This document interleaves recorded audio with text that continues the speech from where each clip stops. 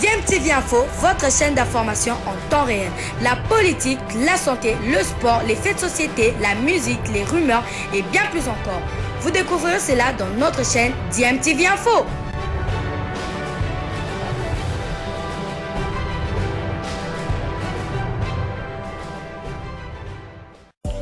Vous êtes sur DMTV, bonjour ou bonsoir, tout dépend de l'heure à laquelle vous nous suivez. Tout plaisir est pour nous de vous retrouver, mais surtout de savoir que vous êtes nombreux en train de suivre votre chaîne YouTube DMTV. DMTV qui vous propose l'actualité, vous propose également des analyses et des réflexions sur des sujets d'actualité, sur des faits sociaux, tout simplement sur des réalités que nous observons ici chez nous en République démocratique du Congo.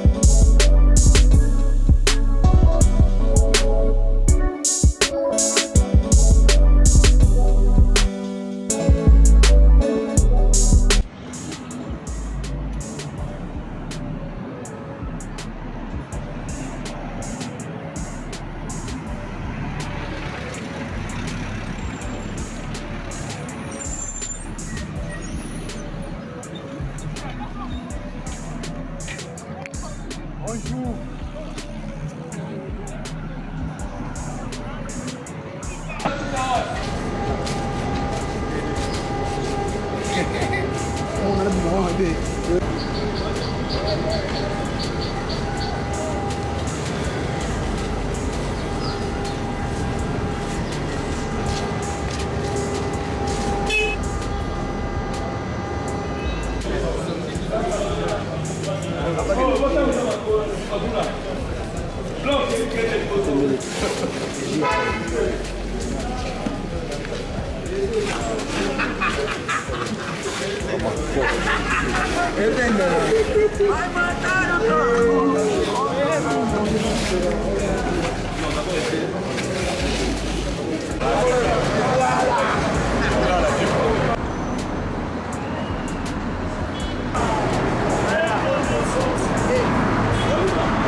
On va parler des Léopards U23 de la RDC Football, toujours avec cette belle victoire enregistrée hier lors du match aller du deuxième tour des éliminatoires de la CAN U23 Maroc 2023 qualificative pour les Jeux Olympiques Paris 2024. 4 buts à 1, la victoire des Léopards Espoir devant les Fennecs Espoir de l'Algérie.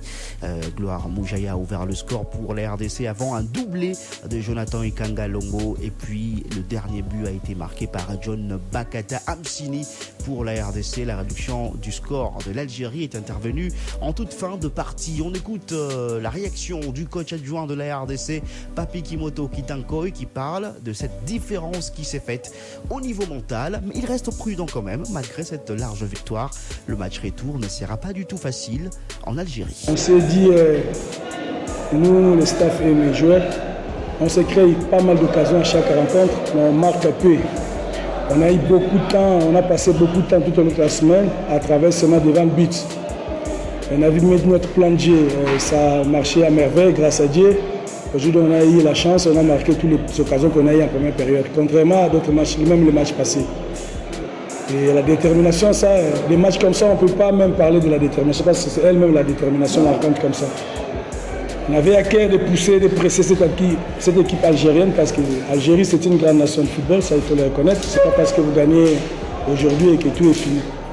Je sais qu'en Algérie, ça va être encore très compliqué pour nous, parce que c'est une très bonne équipe. Et ils ont raté seulement leur entame du match, moi je pense. Mais, voilà, c'est la détermination, comme vous le dites. On avait à cœur à terminer le match en première période et la chance nous a sauvé, tout simplement. Tout est encore possible. C'est du 50-50. rien n'est encore fait. On a fait le premier match, ça reste encore là-bas en Algérie, ça va être compliqué. Rien n'est encore fait, et on va encore travailler. Heureusement, maintenant on connaît bien nos adversaires, on va essayer de mettre un plan de jeu pour ces matchs retour, mais rien n'est encore fait. C'est 3 billes dans un match de football, c'est rien. Donc, non, je ne pense pas une seule seconde. Et je ne laisserai personne penser ainsi, parce que c'est un match à élimination. Ils vont essayer de nous agresser dans le bon sens, disons. On va essayer d'être prêts, on va travailler et les gêner au maximum au match retour. Et pourquoi pas. Inch'Allah, on va se qualifier. Si Dieu le veut, on va se qualifier. Voilà. Mais rien n'est encore fait. C'est simple pour moi. C'est le sacrifice qu'on va faire sans ballon.